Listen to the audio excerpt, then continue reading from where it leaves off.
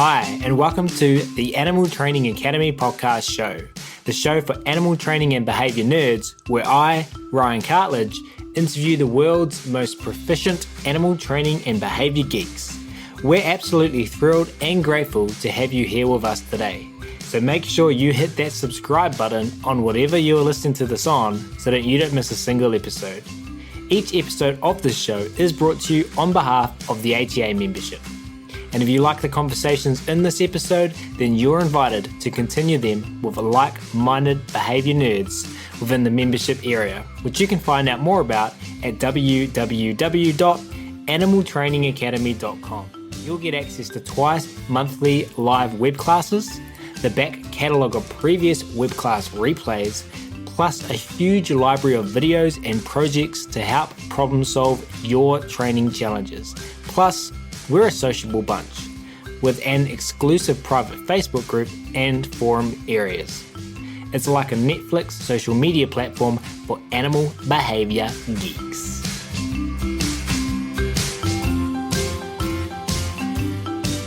But we will start today's episode where we're very excited to welcome back to the show Alexis Davison.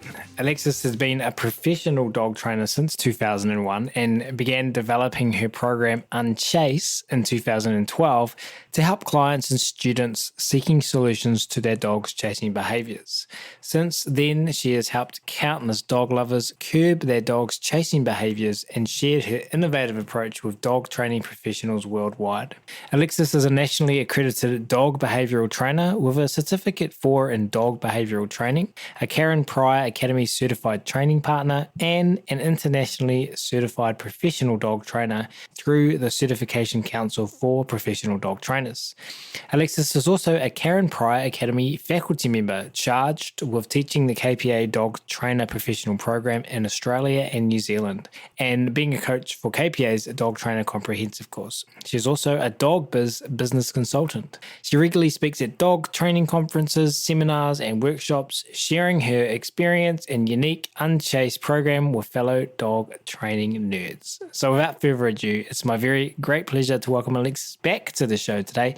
Alexis, thanks for taking time to come and hang out with us again at Animal Training Academy. Very welcome, Ryan. It's lovely to be here again. Now, if you listening haven't already listened to part one, we encourage you to do so, and you can find that as the previous episode to this one in whatever app you're listening to this on.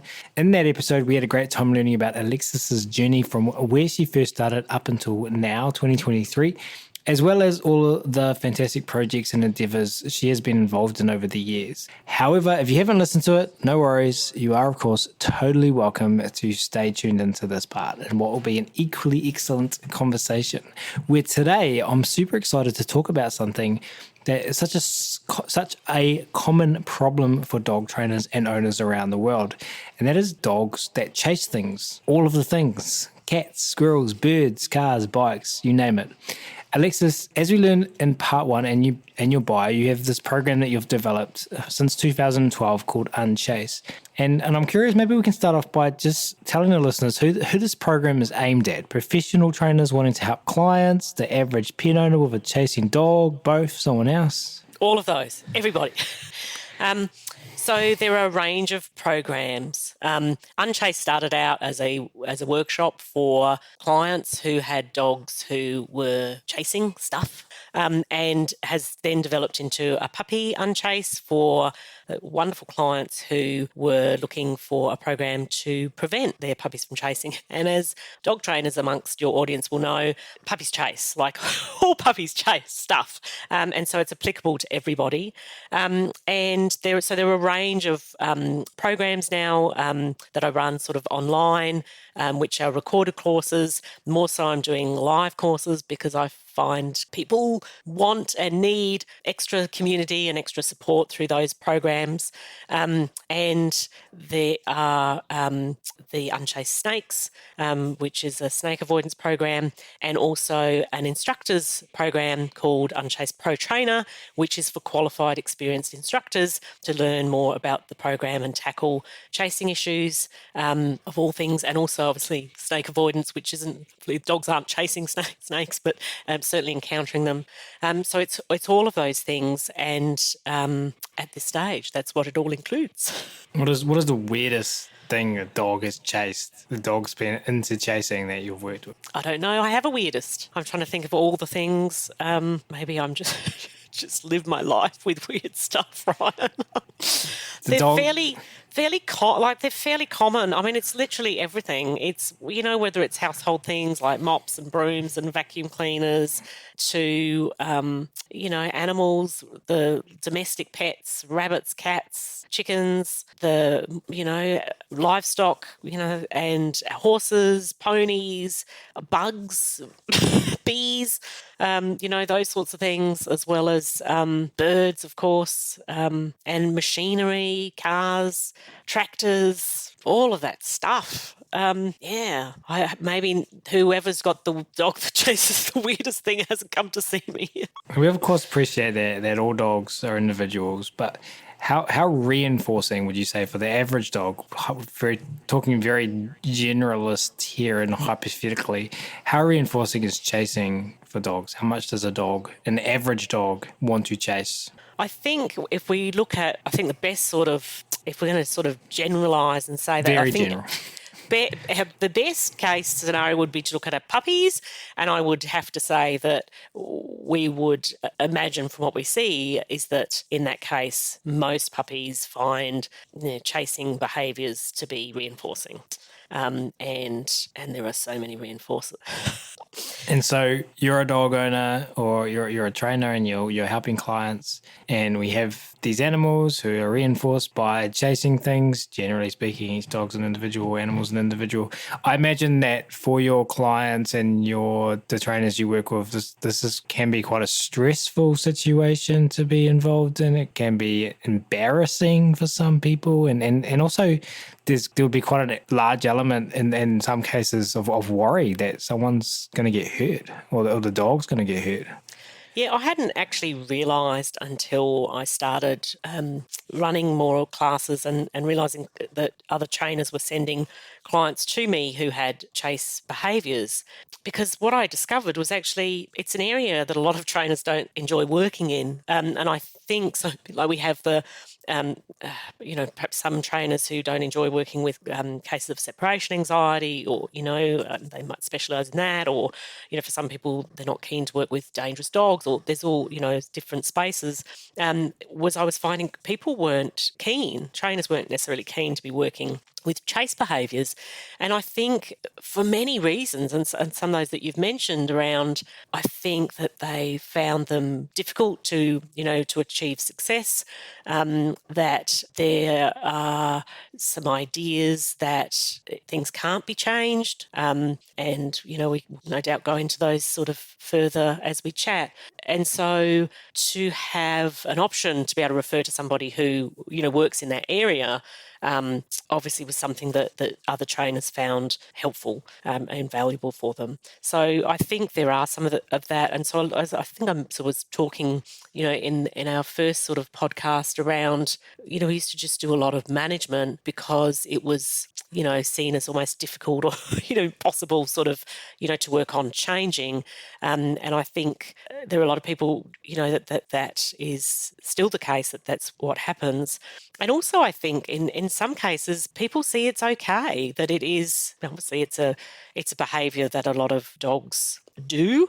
It's a natural behaviour, and therefore, it's perfectly okay if the dog chases the cat, because that's what dogs do, or, the dog is sort of chasing and harassing other animals or birds or whatever, because that's what dogs do. And so there is a part of that as well, that this is just what dogs do and therefore we can't change it, or it's what certain breeds do and it's therefore we can't change it.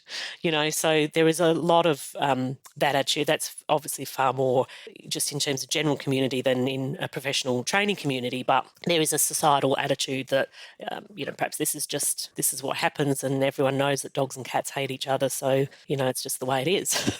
So there are a lot of those sorts of beliefs, I think. And what are the healthy ways, the ways that work for both human and dog that you share with your customers, your clients, that they can fulfill their need of chasing for the dogs. Because obviously chasing cats or chasing cars or chasing wildlife out on walks is not desirable. But if our dogs have the desire and the need and are reinforced by that behaviour, what other strategies can we use to help them fill that need in their life? Well, in terms of why dogs chase, there are obviously lots of reasons. There are lots of reasons, and when we really look at chasing, there are lots of sort of behaviours along that sort of under that label, if you like, of chase.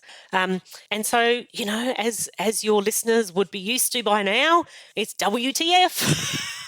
What's the function? And so we do have to look at each individual, that there's not a one size fits all. What is the situation and what is happening and what's the function of the behaviour? What is the behaviour that we're actually seeing and what is the function of that behaviour? And so, yes, absolutely. We have to then look at meeting the dog's needs in terms of, why that's occurring in the first place. And making sure, that we're addressing things on that way. And so whilst I have a protocol developed in terms of unchase, obviously part of that and the skill to it as well is that it needs to be adapted in terms of still looking at every individual, and it's not a sort of one size fits all process, but there are some really good steps for success. But still looking at those things, we still need to look at every individual, and we still need to be looking at what's actually happening and the function of the behaviour, and then addressing needs. So a lot of this as well is around providing that peace very early, and then ensuring that the dog has their needs met. But also, a lot of work that I do is also looking at having other animals' needs met too, because this is very sort of holistic picture, and I have got some examples that we can chat about. And so there isn't you won't be surprised, as your listeners won't be surprised, there's no easy answer to the question. Other than to generally say, look, obviously we have to look at function of behaviour and look at the actual behaviour that's occurring and then work our plans from there. So you've been doing this now since 2012. How many people and dogs do you think you've helped with this program over the last decade? Gee, Ryan, I'd have to go to the database. Yeah, it would definitely be well. And then when I think about just sort of chats and talks and things, and hopefully, like we always talk about, ripple effects. In terms of the number of, I started the instructor program last year. The number of trainers that have already gone through that and their influence and building this into their repertoire and feeling confident to be taking on chase cases. That has that ripple effect as well, which would definitely would be moving out into thousands. Well, I am excited to talk with you about this because you obviously understand the emotions that can be involved with trainers, and then you shared about how people were going to the lengths of ignoring this or accepting this to get rid of some of those unpleasant emotions. But you've through your Unchased program, figured out how to help people use a better strategy that will make them feel confident in this setting and build their skills and build their knowledge around chasing behaviours and teaching alternative behaviours to dogs. And you've been doing it with thousands. So I'm grateful that you're here and we have you to pick your brain and to benefit from your broad knowledge and experience base. Specifically, though, I want to talk about giving people who are in this space, all trainers, all clients, all general pet owners, ways to increase their confidence, because I just can appreciate how stressful it can be and how worrying it can be and how overwhelming it can be and embarrassing it can be to people. So, and I know that trainer confidence is something that a lot of people struggle with, as you mentioned earlier. So you've come up with, I believe, 5 ways that the listeners of this show can increase their training confidence if they have dogs that like to chase. Can you get us started, Alexis, with number 1? I can, Ron. And again, this is not an easy task to look at 5 things, and it's a very good reflective process. You should just invite everyone on the podcast so that they can reflect on things. So the first thing I would say, again, I'm sure this is going to be a familiar term to your listeners, is unlabel your dog. So one of it's an example that for me was quite a powerful one was in one of my pro trainer intakes last year, I had a trainer. So remembering all the people who do that program are the qualified experienced professionals. And the first thing we talk about in the course is to talk about some of the labels that are used, and that basically in the course we're just going to ditch the labels. Like, we're just going to look at all these things, and we're going to look at antecedents, we're going to look at behaviour, we're going to look at consequences, we're going to look at function, and that's the program. And so we talk about some of the labels in the beginning. And I have to say, this was probably the hardest elements of the program to write for me because there is so much stuff out there which is not based on science. And labels that are used which are not scientific terms, or there's no research behind them, and they are just part of our language.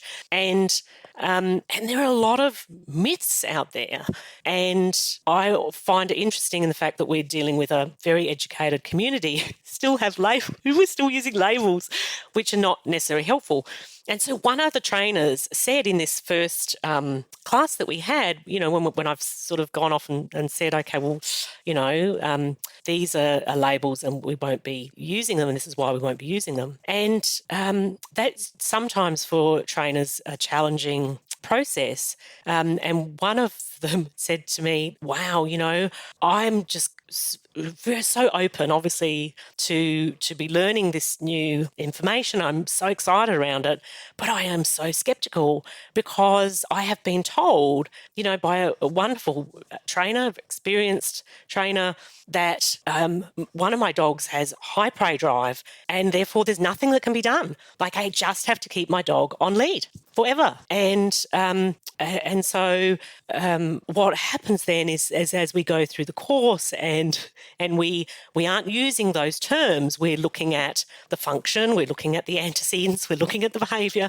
we're looking at the consequences, and we're looking at changing behaviour. And people then, the instructors, as I was saying before, they're trying these new things out and they're doing them with their own dogs. And they are able to experience firsthand the change. And that just blows people's minds, because what had been, we can't do this, we can't change this behaviour because of this label. We can't change it because it's high prey drive, it's a predatory behaviour. It's like saying you can't do anything because the dog is stubborn, or the dog is dominant, or whatever the label happens to be. And so my advice to people is the first thing you do is you take the labels away, and we just break this down, and we look at the function, and we look at the antecedents, we look at the behaviour that's occurring, and we look at the consequences for that behaviour, and then we look at our new plan of changing it. And so, of course, absolutely, we need to be managing behaviour. We need to be controlling those antecedents to have success, but it doesn't need to be that we have to say that's it, that's all we can do. That we can make change, just like we can change other behaviours too. So I think let's just push that to one side. There's probably another conversation to be had about what labels, and I know you're having other discussions around that.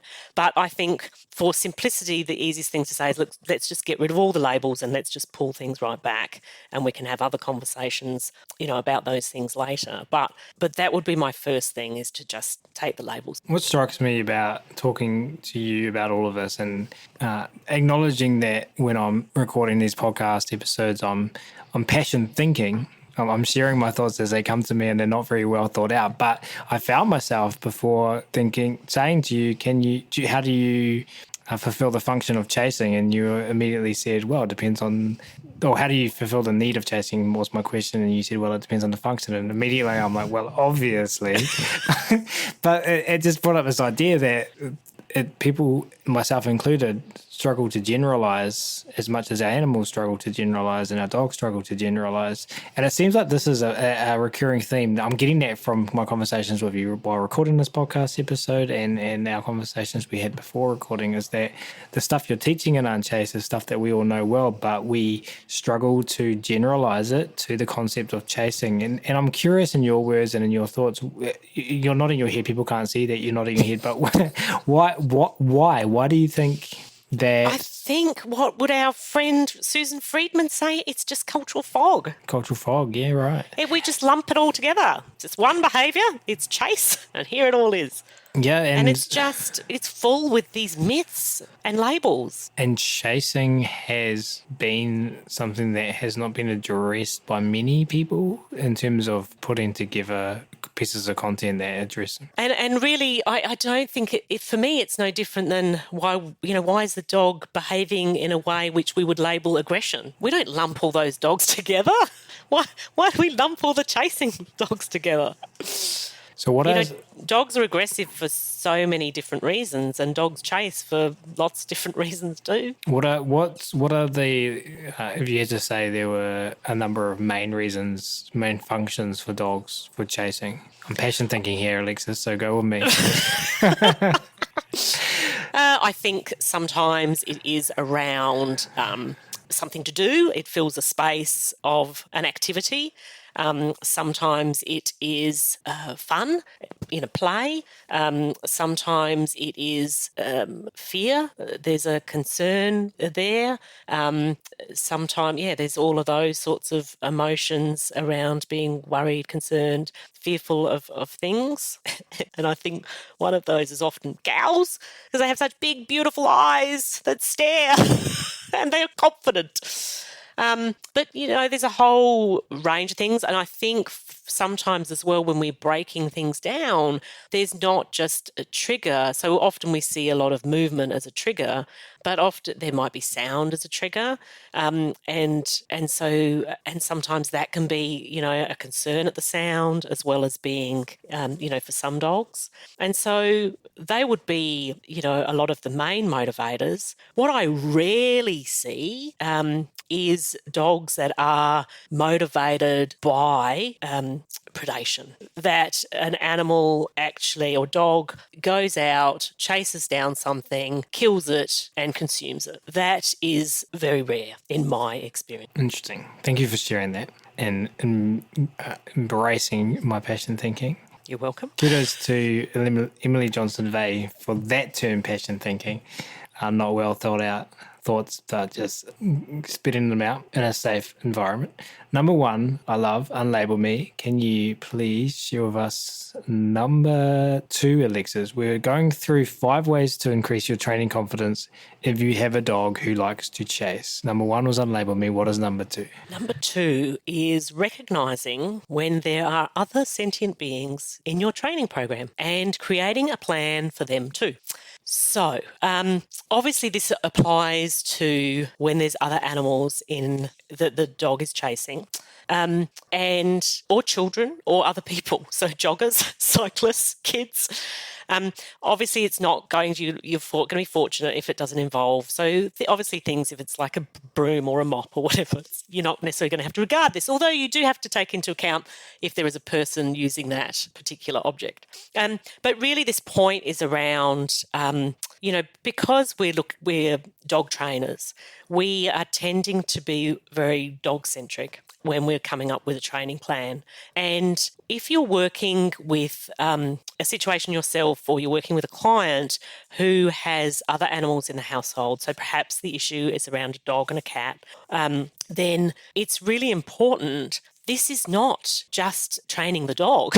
This is really looking at the relationship between these two sentient beings and coming at it from both angles. And what I would say in terms of that relationship is, when we're working through a program, is that we work at the pace of whichever animal is the one that needs the most sort of time and space. That's our plan. Rather than focusing on where the dog's at, we look at, well, where is the dog at? Okay, where is the cat at?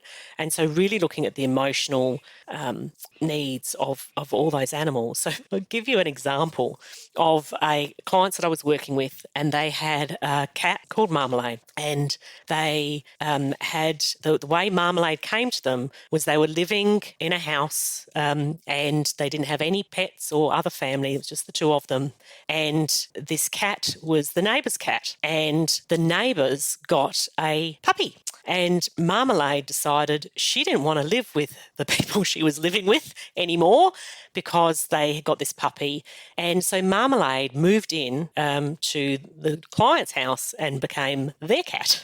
So this cat had made a very clear decision that he didn't want to be living with a puppy. So years later, my clients got a puppy themselves. And so they were very conscious that Marmalade had previously left home because a puppy had moved in.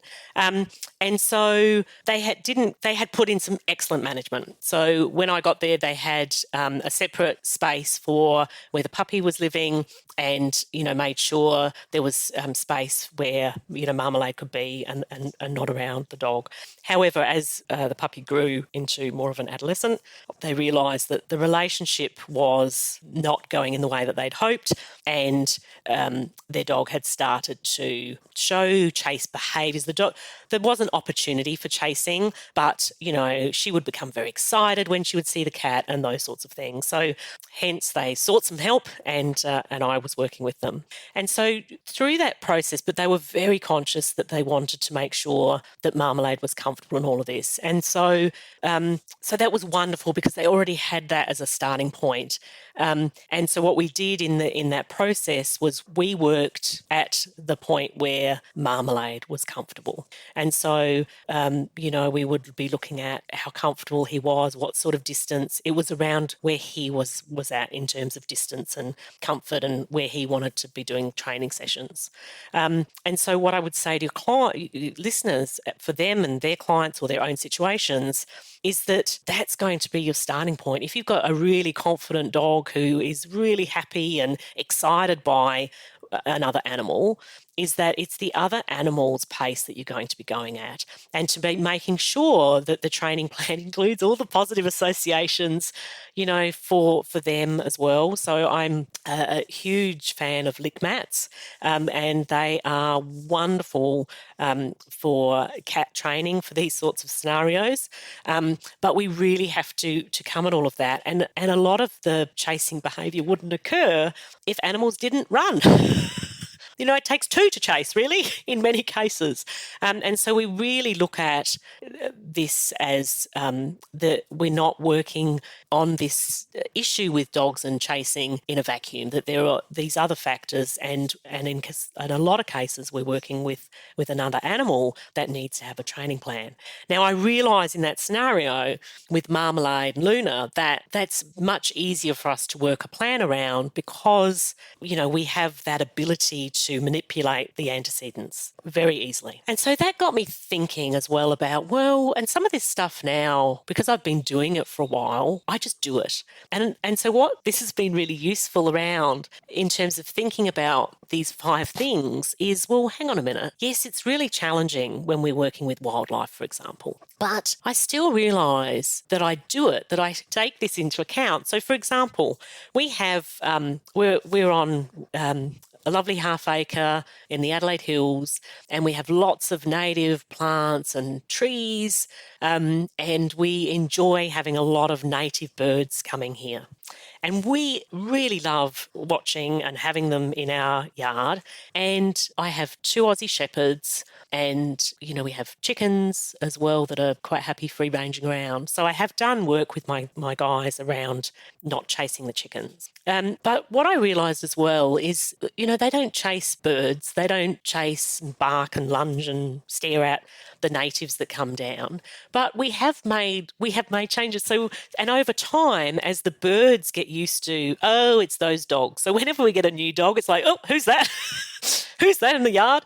But over time, they get used to our dogs, and they get used to this level of comfort. But we have also done things like move the bird bath so that it's at the farthest part of the garden. And so they're more comfortable coming in. What we found was we used to have the bird bath closer to the house, and the smaller birds were happy to come in, but the big cockatoos and things were not as comfortable with that. So we moved the bird bath, and now the big sulphur-crested cockatoos and the galahs and the rosellas and things will come down into our garden and be happy to be drinking and having their baths whilst our dogs are out and wandering around, whatever. And so that's the same sort of example around, making sure that those other animals are comfortable with the situation. And because they're comfortable there and they're able to sit and drink and bathe, they're not flying away. So if a dog happens to be walking around or, turn their heads towards them, they're not flying away. And so I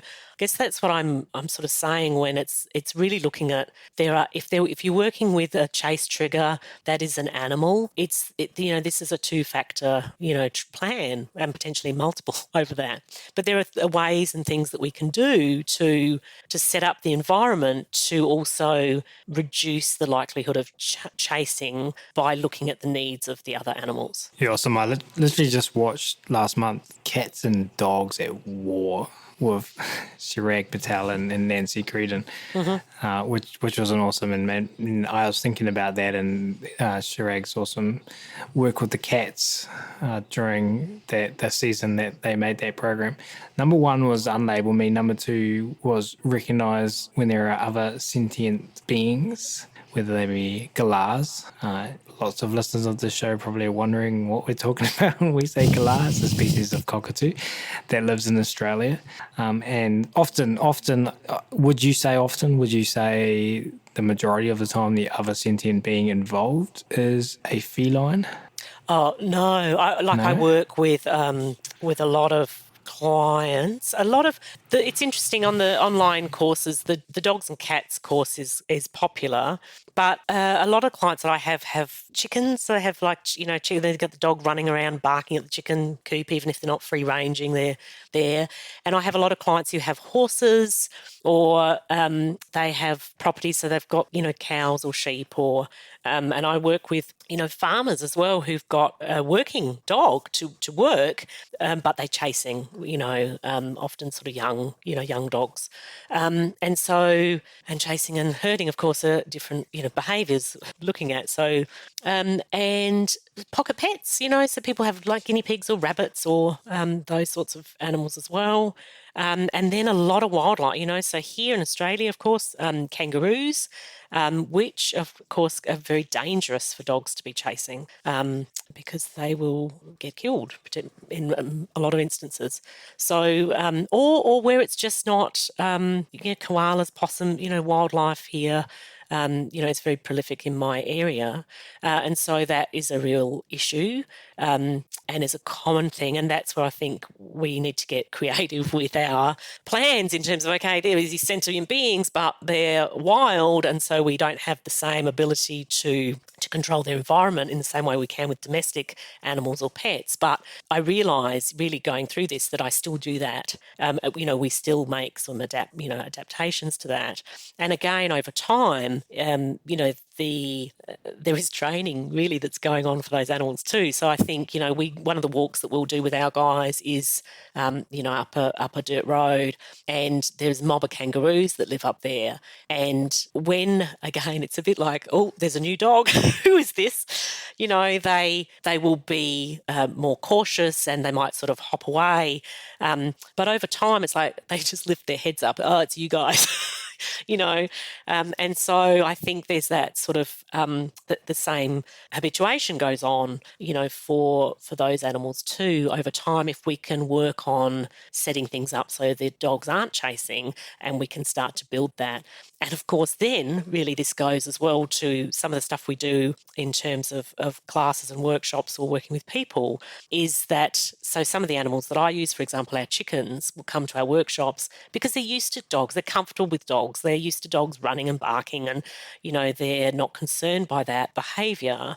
And so they are, wonderful just for a lot of people to be able to start with, because they're not going to be reacting with their behaviour in such a way which is going to trigger excitement or arousal in the dogs. So, but we can set things up for our clients or for your listeners, where we can set up situations, whether it's a horse or a cow or it's a cat, where we can be creating the animals staying fairly stationary, and often we can use food to do that, to keep them sort of in place, and also, of course, having a pleasant experience and creating good associations.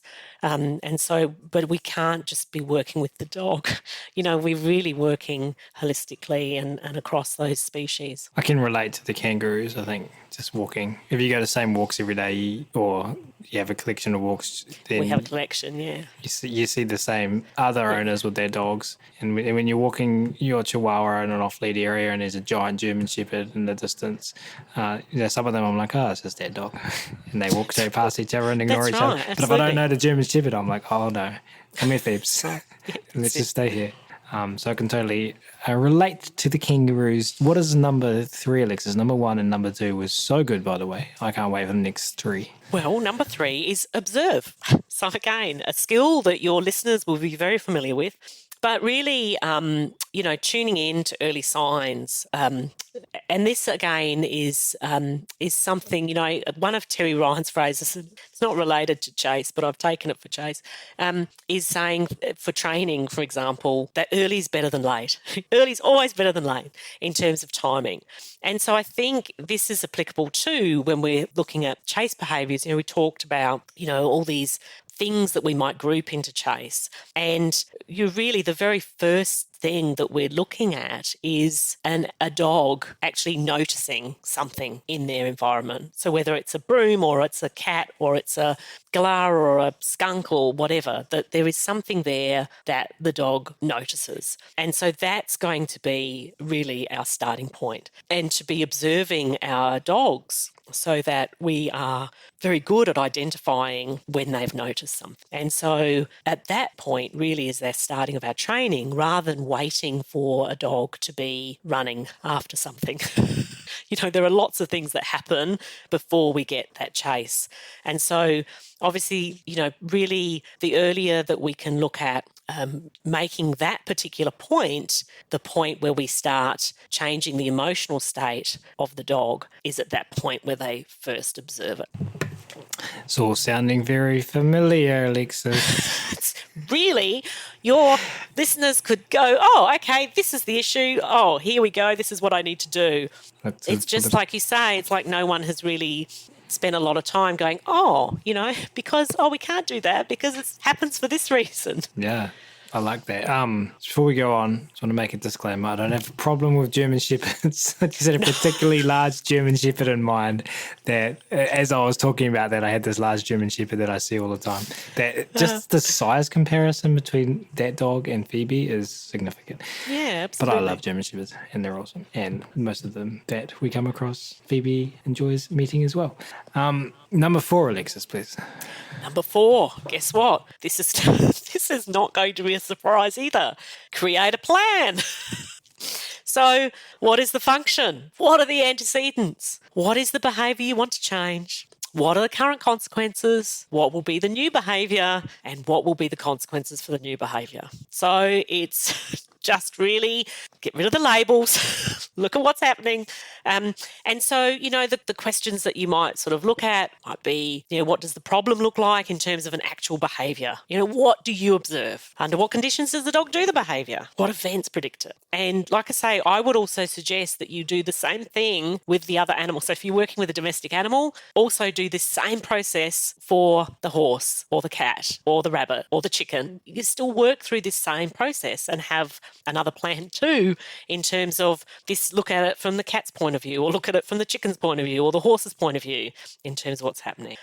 What does the dog get or get away with from doing the behaviour? Under what conditions does the dog not do the behaviour? And a lot of people say, when we're sitting down on the lounge at night, the dog and the cat, the dog's not chasing the cat. And what do you want the dog to do instead? So it's all those sorts of questions that you would, imagine your listeners are used to sort of working through on, any sort of issue, and break your plan down into small, achievable steps. So, really just rather than lumping everything together, just really slice this.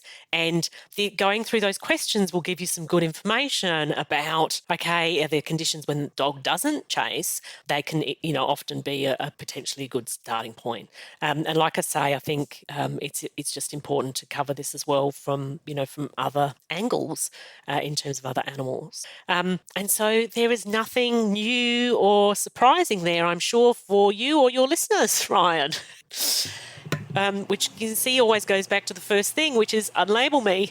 Let's just break this back down. Don't get caught up in the cultural fog and the myths and the labels. So let's maybe do an example. And sorry if you covered this, I don't think we did. With Marmalade and Luna, what did the plan look like for Marmalade and Luna? Can you remember that? So for Marmalade and Luna, we maintained the arrangements they had in place, which was that Luna, who was the dog, had a separate space. So she had access to sort of, as a lot of houses are these days, was quite open plan. And so had the back end of the house, so the sort of a family room, part of the kitchen, and had access through a dog door to the backyard. And there were some other little rooms off there too.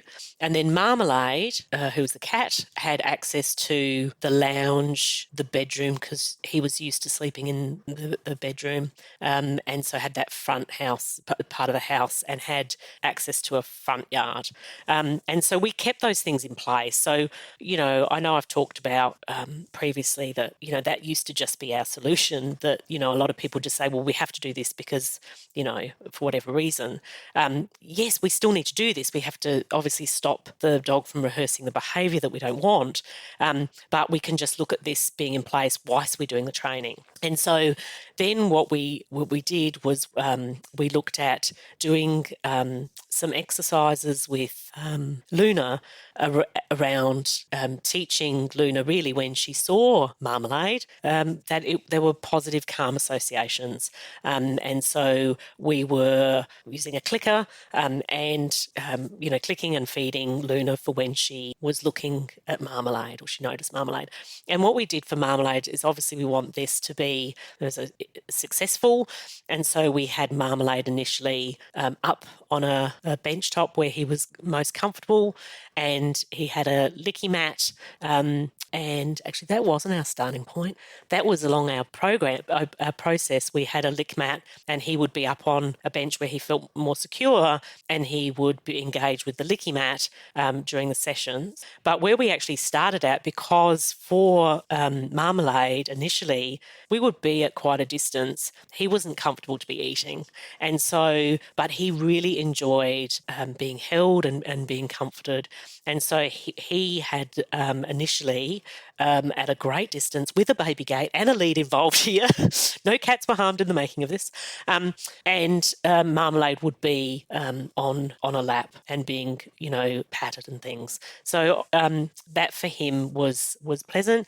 And the sessions were really, really short.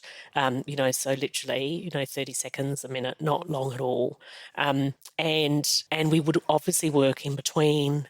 Luna was a Portuguese water dog. She was quite an excited dog, so we were also working just generally on some calmer behaviours, teaching her to be able to relax on a mat, go into a crate and use, plan was to use the crate as well as a place where we could, work with some management and training.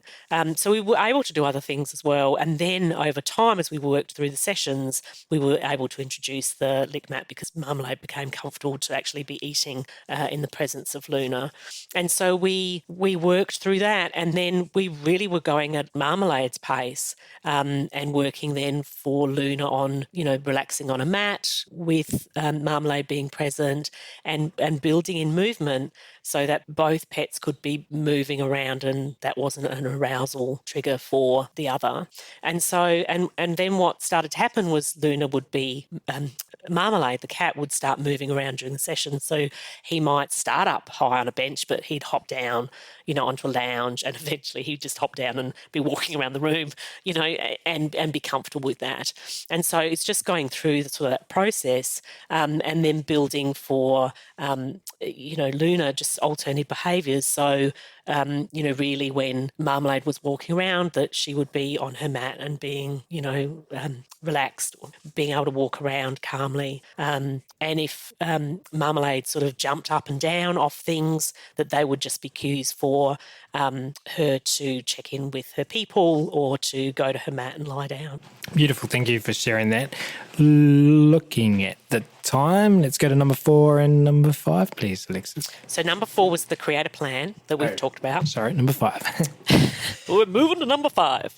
So number 5 is seek support. So if you're working close to home, sometimes it's hard, it can be challenging when we're right in a situation. If we have a dog ourselves that is doing a particular behaviour, and I think this goes for any behaviour, that we are sometimes, we talked about feelings before and emotions, perhaps we feel embarrassed that this happens, or we're guilty, we haven't sort of spent some time and trained it.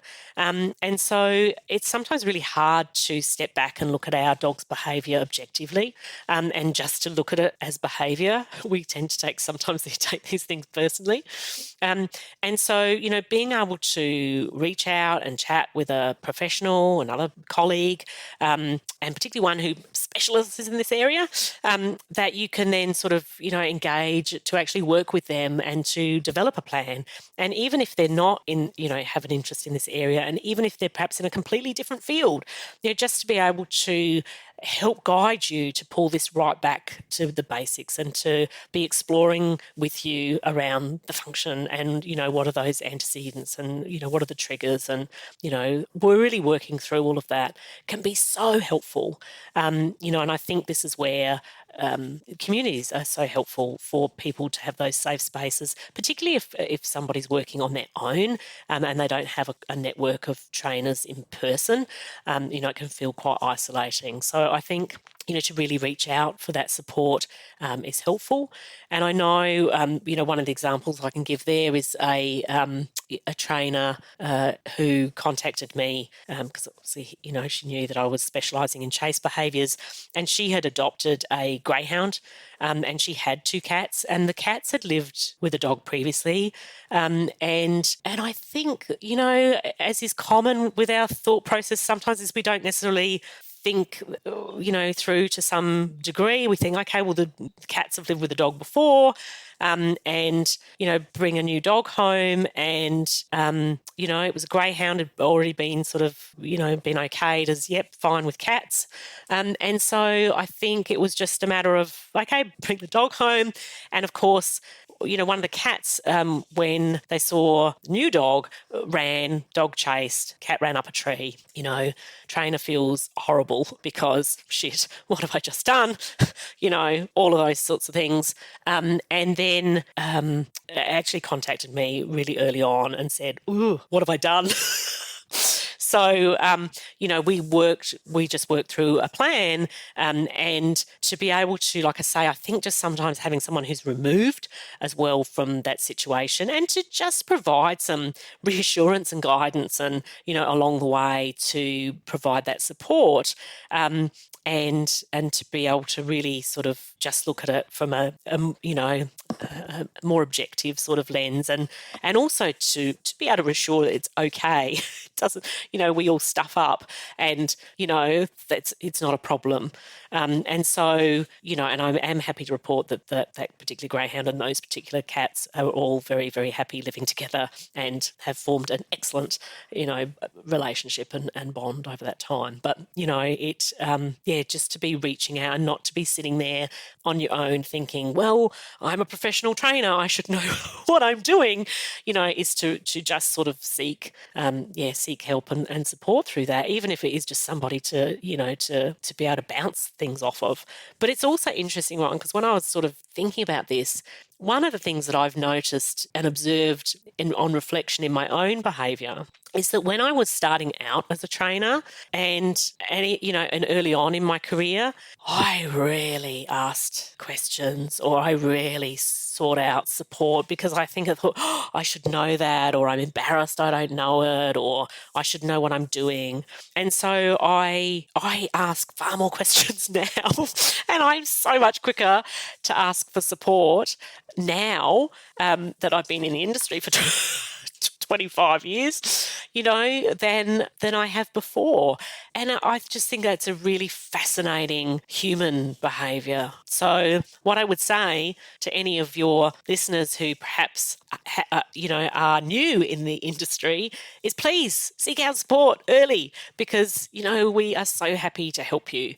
And I'm certainly very happy as well, personally, to, if people do have chase behaviours that they're, working with, that they perhaps don't have the confidence with, whether it's their own and they're caught up and it's personal, or they've got a sticky case with a client, I'm really, really happy for people to reach out to me. Well, I'm sure our listeners are grateful for that.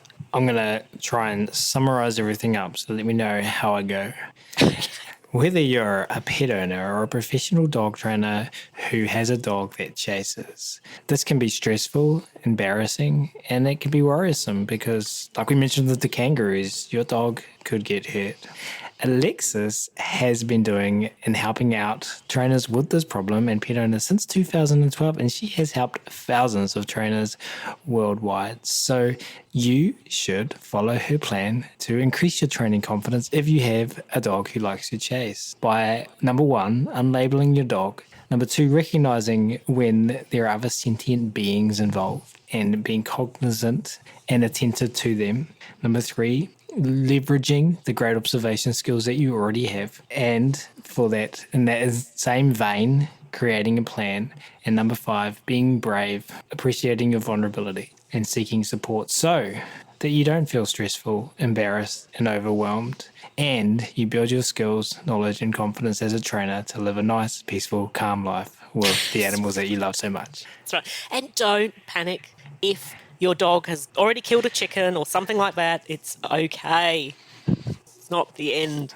Well, it is for the chicken, but not for everyone else. Well, this has been terrific, Alexis. Not for the chicken. This does bring us to our final question, though, for our double episode. And you kind of already actually answered it at the end of part one, but reiterate it and share a different answer. I'm curious what you would like to see happen over the next 5 to 10 years in our animal training industry. Well, I think an increase in the number of people who have access to the information and knowledge and opportunities to be able to embrace positive reinforcement training in the animal training world. Well, you are definitely creating ripples in that sphere. And in that vein, for those listening to the show who might want to take you up on your offer and reach out, or just have a look like you did with the dog biz content, just have a look at what's available and then come back and look again. That's right. It took me years, so take your time. Where can they go online? Can you remind us where we can go online to get in touch and find out more? Yep, it's unchase.com. Awesome, and we will make that super easy for you and link it in the show notes to this episode as well. Once again, Alexis, this has been so much fun to learn from you today and about this topic. So from myself and on behalf of everyone listening, we really appreciate you. Thank you for taking the time to come and hang out with us today. My absolute pleasure. Thank you so much for having me as a guest. And it's been a delight. Thank you so much.